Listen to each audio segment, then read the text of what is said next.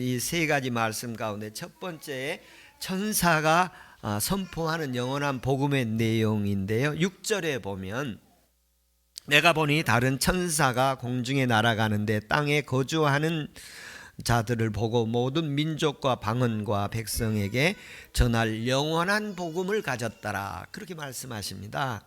여기 가운데 몇 가지 중요한 말씀을 상고해 보면 천사가 공중을 날아가는데 이렇게 표현하고 있습니다. 이 천사가 공중을 날아가면서 영원한 복음을 선포한다는 것인데요. 공중을 날아간다는 것은 모든 사람들에게, 세상의 모든 사람들에게 선언한다는 의미가 있습니다. 이 시간 예배하는 자들에게도 주님이 전하시는 영원한 복음이 들려지게 하시고 보여지게 하시고 만나지게 하시는 은혜가 있기를 축복합니다. 요한이 천사가 날아가면서 영원한 복음의 말씀을 하신 것처럼 이 시간에도 하나님의 말씀을 우리가 읽고 듣고 보고 있는데 하나님의 음성이 성령으로 들려지게 하시는 역사가 있기를 축복합니다. 여기서 땅에 거주하는 자들과 이런 표현이 있습니다. 여기 오늘 보면 영원한 복음이 들려지는 자에게 하시는 말씀인데 땅에 거주하는 자라고 표현되어 있는데요. 원문에 보면 땅에 앉아 있는 자라는 표현입니다. 그래서 계시록에 땅에 앉아 있는 사람들과 땅에 거주하는 사람들로 구분할 수가 있습니다. 땅에 거주하는 자들 8장 13절에서부터 나오는데요. 땅에 거주하는 자들은 짐승의 활동을 추종하고 악한 또는 부정한 세력들과 결탁하고 스스로 그들을 따르고 추종하고 또 그들과 타협해서 우상을 섬기고 하나님을 대적하고 성도들을 박해하고 교회를 파괴하는 자들이 땅에 거주하는 자들입니다. 이들은 짐승의 후예들이고 악한 권력의 추종자들입니다. 이들에게는 바다에서 올라온 짐승이라고도 표현했고 땅에서 올라온 짐승이라고 표현했는데 그들의 추종자를 말할 때 땅에 거주하는 자들이라고 표현을 합니다.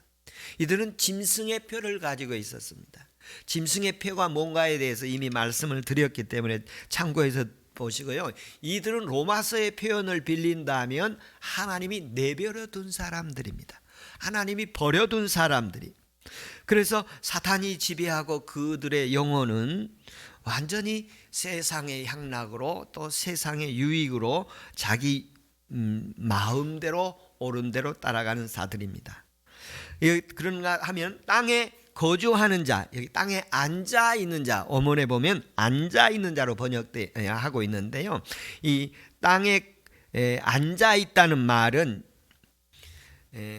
앉아 있는 그 땅에 거주하는 자와 차이점은 어떤 차이점이냐면 땅에 거주하는 자들은 바다에서 올라온 짐승과 땅에서 올라온 짐승 같은 자들을 자발적으로 능동적으로 추종하는 세력인데 여기에 앉아 있는 자들은 어쩔 수 없이 마지못해서 원치 아니하는데 그들의 권력 때문에 움직이는 자들입니다. 그래서 이 부분을 예수님께서는 어떻게 표현하고 있느냐면 공생의 시절에 나사렛에서 가버나움으로 이동하실 때 하신 말씀인데요. 마태복음 4장 16절에 보면 흑암에 앉은 백성이 큰 빛을 보았고 사망의 땅과 그늘에 앉아 있는 자. 그러니까 여기 보면 앉아 있는 백성이 흑암에 앉아 있는 백성이 또는 사망의 그늘에 앉아 있는 백성들입니다. 이 사람들은 복음 전도의 대상자입니다.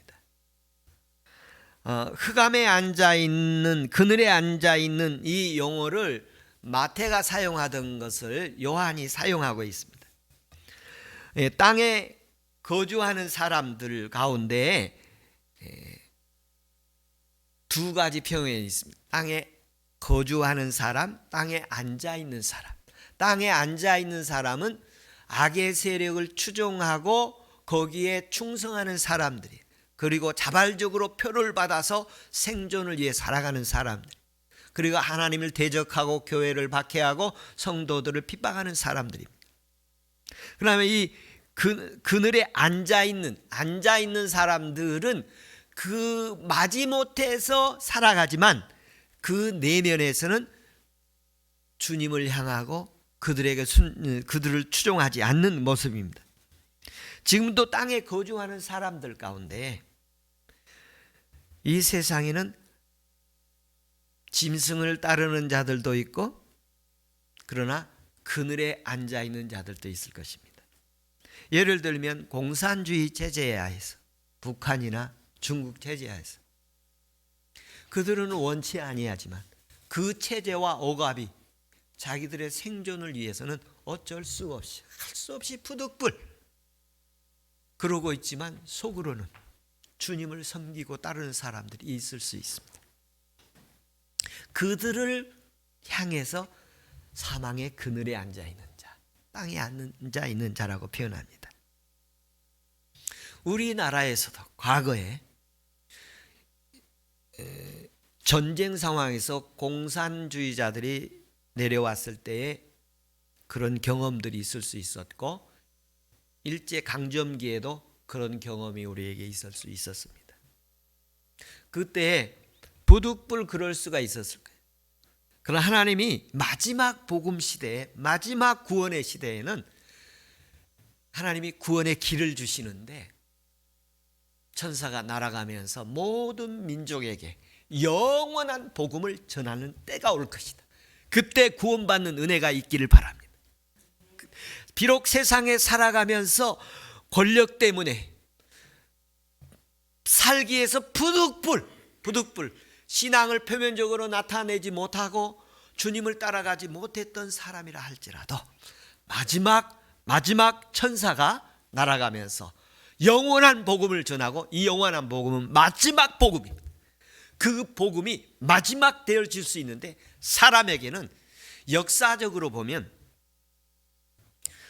우리의 마지막이 주님이 오실 때 마지막이지만, 개인적으로는 죽는 순간이 마지막이, 그 전에 영원한 복음이 있기를 바랍니다. 이 땅의 모든 영혼들이 마지막 하나님의 심판대 앞에 서기 전에 영원한 복음을 받아들이고 주님 앞에 설 수 있는 은혜가 있기를 바랍니다. 그래서 이 요한이 환상 가운데 보는데, 첫 번째 천사가 날아가면서 공중에서 영원한 복음을 가지고 많은 백성이 날아가는 그 모습을 보게 되어집니다. 오늘도 그 천사가 영원한 복음을 가지고 오늘 이곳을 향해서 영원한 복음을 선포하는 은혜가 있기를 축복합니다. 천사가 큰 음성으로 이르되 하나님을 두려워하지 말고 그에게 영광을 돌리라. 그의 심판의 기간이 이르렀으니 하늘과 땅과 바다와 물들의 근원이 만드신 이를 경배하라. 천사가 선포하는 내용이 뭐냐면 영원한 복음을 가지고 선포하는데, 하나님을 두려워하고 영광을 돌리라는 것입니다.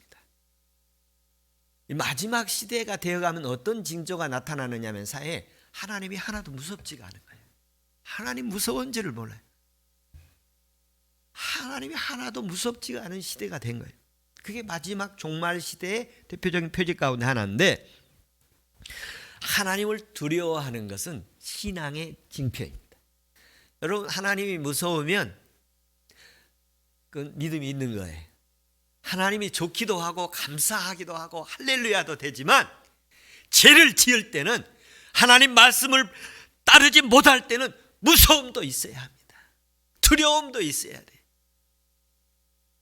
오늘 여기 보면 마지막 계명을 지키는 자들이 우상을 숭배하고, 또 하나님의 이름을 망령되게 하고, 안식일을 주일을 지키지 못하고, 부모를 공경하지 않고, 살인을 하고, 음행을 하고, 도둑질을 하고, 이웃을 탐내고, 이런 계명들을 지키지 못하면 하나님 두려움이 있어야 돼.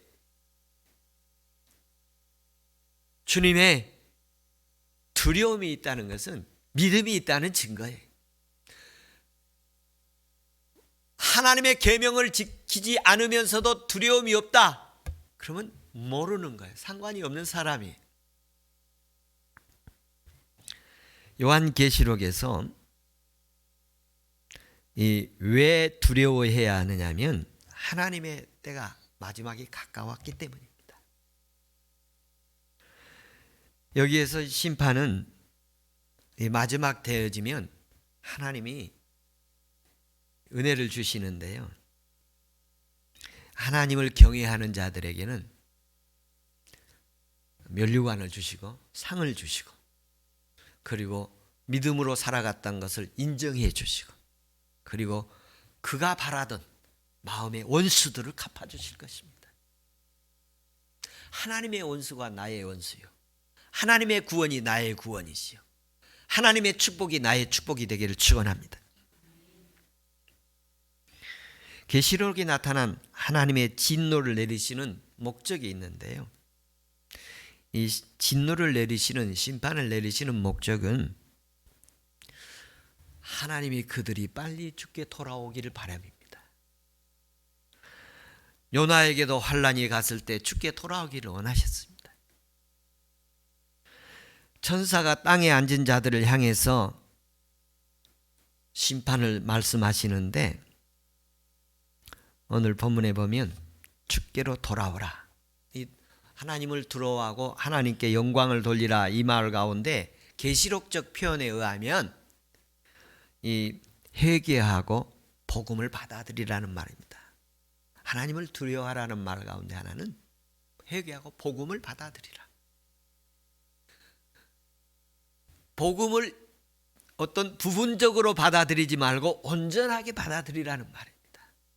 복음을 일부만 받아들이지 말고 전부 받아들이라는 말씀입니다. 복음을 교회에서만 활용을 하고 교회에서만 사용을 하고 그 다음에 교회에다 두고 가시는 분들이 많아요. 예수님을 교회에서만 사용하시고 만나시고 교회 떠날 때는 예수님을 모셔두고 다음 주에 뵙겠습니다 그러고 가시는 분들이 많아요. 여러분, 예수님과 항상 동행하는 은혜가 있기를 축복합니다. 하나님을 두려워하고 영광을 돌리라는 이유는 요한계시록 전체를 보면은 마지막 시대에 가면 화해 시대가 오는데 화해 시대가 되면 불의와 거짓 선동 조작 이런 것들로 사람들을 미혹하게 되어집니다. 그런 때에 믿음을 지키고 하나님의 진리로 살아가도록 하나님이 붙들어 주시겠다는 약속의 말씀입니다. 영원한 복음이 되기를 축원합니다. 예수 그리스도의 십자가가 영원하기를 바라고 예수 그리스도의 부활이 영원하기를 바라고 예수 그리스도의 승천하셔서 하나님 나라의 보좌 우편에서 우리를 위해서 기다리고 계심이 영원하기를 바랍니다. 이 영원한 복, 나의 복음은 과거의 복음이기도 하고 현재의 복음이기도 하고 미래의 복음이기도 하고 영원한 복음이십니다. 이 영원한 복음의 은혜가 있기를 축복합니다.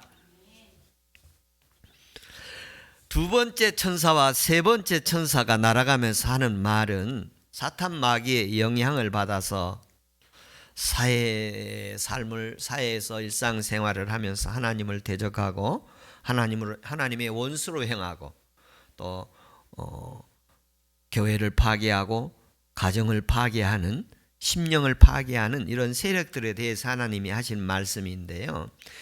오늘 8절에 보면 이런 표현이 있습니다.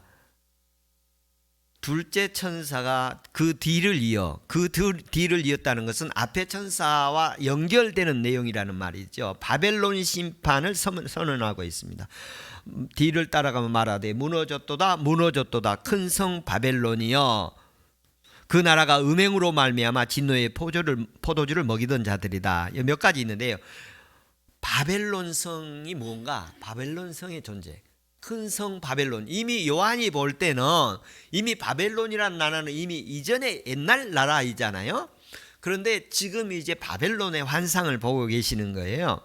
바벨론이 어떤 나라인가? 그 당시에 이스라엘 나라에서 하나님과 대적한 나라들을 상징적으로 보여준다면 애굽, 그리고 바벨론, 그리고 아수르, 그리고 로마, 이 당시에까지 보면 로마 제국, 이런 제국들이 요한의 시대에서는 과거를 이렇게 볼 때 보여질 거라고 보는데, 그 중에 바벨론이 아주 인상 깊게 보여지는 거예요. 바벨론이 예루살렘 성전을 완전히 불태우고 짓밟고 70년 동안 이스라엘 민족을 가서 포로로 잡고 와서 그 학대와 고통을 준 나라가 바벨론이지 않습니까?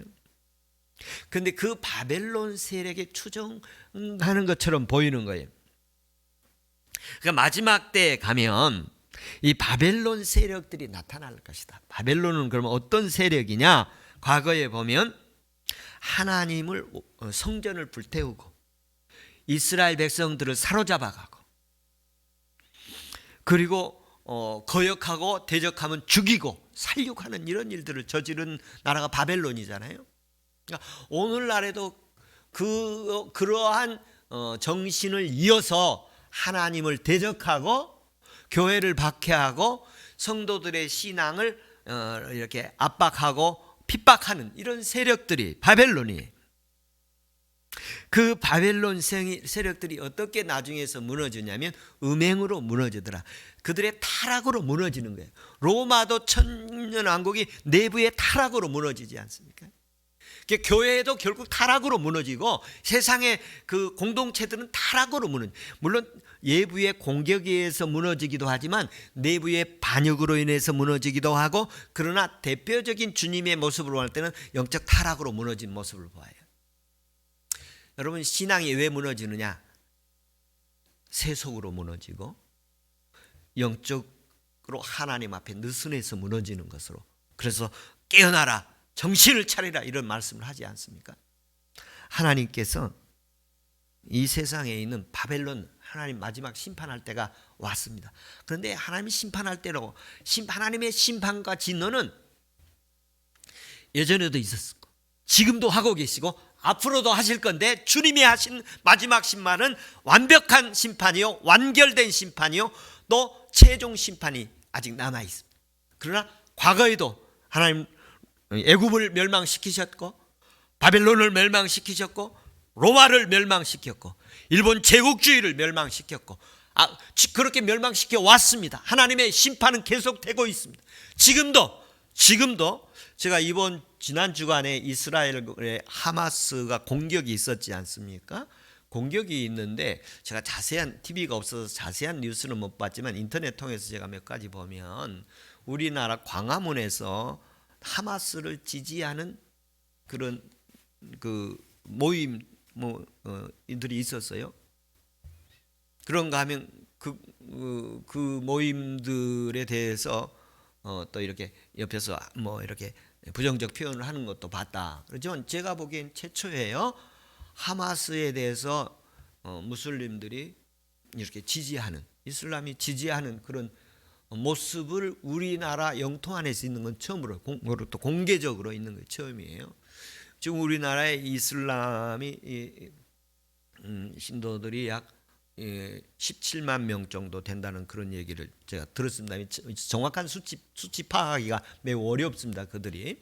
그런데 여러분, 하마스가 이스라엘을 공격해서 어린 유아들을 막 40여 명을 이렇게 무참하게 참수까지 하는 그런 일들을 저질렀잖아요.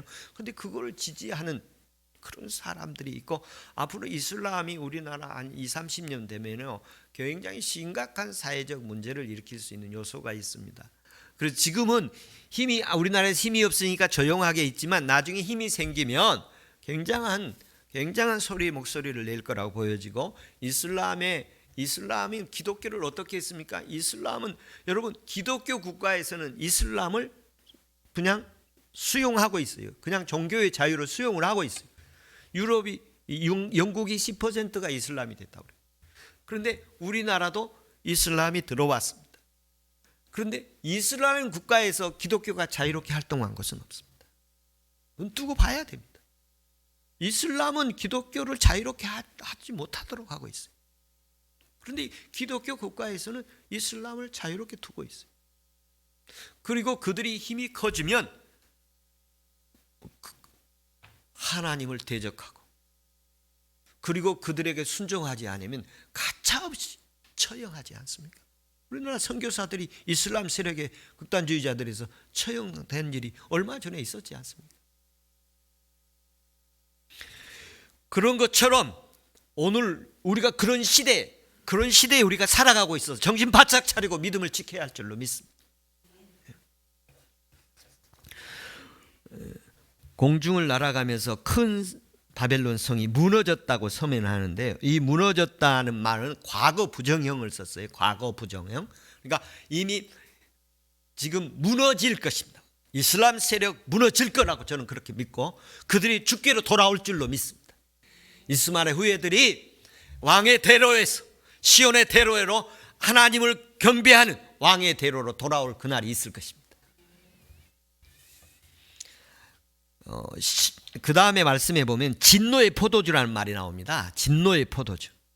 이 진노의 포도주라는 말, 하나님의 진노의 포도주가 나오는데 이 본문에 보면 분노의 포도주입니다. 분노의 포도주. 하나님의 감정을 표현한, 하나님의 감정, 하나님의 감정적 정서적 요소를 표현하는데 심판의 진노의 포도주, 분노의 포도주라는 이런 표현입니다. 이 바벨론을 보니까 하나님이 더 이상 견딜 수가 없는 분노가 차오르는 거예요. 나중에 예수님 재림하실 때도요 그런 표현을 썼어요. 진노의 포도주 틀을 밟고 계신다고 하셨어요. 그래서 포도주 수확할 때, 포도 수확해서 포도주를 만들 때 보면 그 포도를 짓밟으잖아요. 그래서 포도주를 만들어지는데 그 모습을 마지막 심판 때 모습으로 표현하고 있어요. 10절에 보면 또 그런 말씀이 있습니다. 거룩한 천사들과 어린 양 앞에서 불과 유황으로 고난을 받으리라. 마지막에 그들이 마지막에요 짐승을 따르던 세력들과 짐승의, 그러니까 독재자들과 그리고 제국주의자들 그리고 살상과 그리고 하나님을 대적했던 살육하는 사람들, 우리나라도 최근 역사까지 보면 권력을 잡기 위해서 살육한 사람들 많이 있습니다. 하나님 심판받을 것입니다. 하나님 인간을요 사람을 살육하는 것에 대해서는 하나님 심판하신다고 하셨어요. 사람이 사람을 죽여서는 안 되는 일입니다. 하나님이 심판하십니다. 살인하지 말라고 하셨어요. 계명을 어긴 것입니다. 그 다음에 11절에 보면 고난의 연기가 세세토록 올라가리라. 그들에게 불과 유황불이 그들을 고난받게 하고 그리고 그들의 그 연기가 세세토록 올라가리라. 끊임없이 고난당할 존재들로 마지막 하나님 앞에서의 말씀을 표현한 상징한 의미가 있습니다. 11절에 보면 짐승과 우상에게 경배하고 그 이름표를 받은 자는 누구든지 밤낮 시짐을 얻지 못하리라. 짐승의 표를 받은 사람들, 짐승의 표 666이 무엇인가에 대해서 제가 말씀을 드렸기 때문에 이 짐승을 숭배하고 우상을 숭배하고 악한 권력을 따르고 추종하는 세력들, 그들을 밤낮 쉬지 못하게 할 것이고 불과 유황으로 고난을 받게 될 것이다. 그래서 제가 느낀 것 가운데 하나는, 제가 아직 가보지는 못했지만 죽음 임종을 눈앞에 둔 사람들의 모습을 보면 두 가지 현상이 나타나는데, 편안해하는 사람, 천사가 데리러 왔다 또는 천국이 보인다, 이런 표현을 하면서 죽음을 편안하게 맞이하는 사람, 그런가 하면 죽음을 맞이할 때 고통스러워하고 그 죽음을 맞이하지 않으려고 거절하는 사람들, 여러 모습으로 제가 경험을 하는데요. 저는 제 개인적인 신앙으로는 사람이 죽음의 마지막 문턱에 가면 자기가 갈 곳이 보입니다. 천국을 가든지 지옥을 가든지 갈 거예요. 그러니까 천국 가는 사람은 편안하게 가고 더 좋은 곳 가니까 빨리 가고 싶고, 그런데 지옥의 불못으로 유황불로 지옥으로 떨어질 사람은 마귀의 세력에 가니까 안 가려고 하고 원치 않고 발버둥 치는 모습을 보게 됩니다. 제가 한 말이 사실인 것은 누구든지 마지막 날 확인할 수 있을 것입니다. 그때 주님이 천국으로 인도하신 은혜가 있기를 주의 이름으로 축원합니다. 여기에 보면 오늘 영원한 복음을 거절한 사람들, 영원한 복음을 배척한 사람들이 갈 곳에 대해서, 심판에 대해서 말씀하고 계십니다. 마지막에 말씀을 보면 예수의 믿음을 가진 자들, 12절 13절에 보면 예수의 믿음을 가진 자들에 대해서 위로하고 격려를 하는데요. 천사는 하나님을 경외하고 하나님께 영광을 돌리고 경배하는 영원한 구원의 선포를 하면서, 둘째 천사, 세 번째 천사는 영원한 심판을 또 선포하면서 성도들의 인내가 여기 있으니, 성도들의 인내가 여기 있으니, 그 가운데서 환난의 시대에 성도들의 인내가 있으니, 지금 우리나라는 일제시대 때문에 예수 믿으면 뭐 신사 참배를 해라, 예수를 뭐 예배 드릴 때 신사 경배를 먼저 하고 해라, 그런 일은 없지만 우리 조상들의 피 흘림으로 순교로 우리가 지금 편안하게 신앙생활을 하고 있어서 감사해야 합니다. 그런데 지금은 그런 유혹은 억압과 학대는 없지만 유혹하고 미혹해서 우리의 신앙을 흐트러뜨리고 느슨하게 하고 적당하게 하고 또 세상으로 세속되게 만드는 유혹이 엄청 많이 있습니다. 눈만 뜨면 우리를 얼마나 세상이 유혹해서 젊은이들을 다 세상이 그냥 쫓아가게 하고 뺏기고 있습니다. 하나님께서 은혜 주셔서 마지막까지 인내하는 은혜 있기를 축복합니다. 오늘 그 여러 모습 가운데 하나가 뭐냐면, 많은 환난, 심판 가운데 인내라는, 이 앞에서는 뭐라고 그랬냐면 인내와 믿음이라고 표현을 했는데 여기에서는 인내라고 표현했어요. 인내라는 게 뭐죠? 견디는 거 아니에요. 견뎌내는 거예요. 견뎌내요. 어떤 억울함이 와도 견뎌내는 거예요. 어떤 불이익을 받더라도 견뎌내는 거예요. 끝까지 인내하는 신앙이 있기를 축복합니다. 그러면서 하나님의 계명을 지키고 주 예수에 대한 믿음을 지키는 자들이에요. 하나님께서 성도들의 인내가 여기 있다, 하나님의 예수 그리스도의 믿음이 여기 있다, 그렇게 보여줄 수 있는 사람 은혜 있기를 축복합니다. 주변의 사람들이 야, 예수님의 믿음이 어디 있냐, 그러면 이분을 봐라, 이분이 예수님 믿음이 있다, 이렇게 소개할 수 있는 믿음이 있기를 축원합니다. 예수의 인내가 어디 있느냐, 그럴 때 인내의 은혜가 있기를 축복합니다. 주께서 믿음을 지키는 자, 하나님의 계명을 지키는 자, 안식일을 지키고 주일을 지키고 도둑질하지 않고 간음하지 않고 이웃을 사랑하는 이 은혜가 있기를 축복합니다. 13절에 보면 주 안에서 죽은 자들 복이 있다. 그리고 하늘의 음성 다음에 성령이 이르시되 짐승의 표를 받지 않는 자들에게 하나님께서 은혜 주신다. 짐승의 표를 받지 않고 신앙의 절개를 지키면 하나님께서 마지막에 인정해 주십니다. 인정해 주십니다. 네 길이 옳았다, 너의 가는 길이, 너의 생각이 옳았다, 인정해 주실 그날이 있을 줄로 믿습니다. 순교를 각오하고 우상 숭배를 거부하면서 성령의 능력을 입어서, 이것은 그냥 할 수 있는 게 아니에요. 의지만으로, 사명감으로만 할 수 있는 게 아니에요. 책임감으로만 할 수 있는 일이 아니에요. 하나님이 힘 주셔야 가능한 일입니다. 하나님이 힘 주시고 성령의 힘 주셔야 믿음 생활할 수 있습니다. 성령의 힘 주셔야 기도할 수도 있고, 성령이 힘 주신 기도가 있고, 성령이 우리에게 은혜 주셔야 말씀도 지킬 수 있고, 성령이 힘 주신 예배도 있고, 내 힘으로 습관적으로 드려지는 예배도 있습니다. 하나님이 힘 주셔서 은혜 주셔서 드려지는 예배 되기를 축복합니다.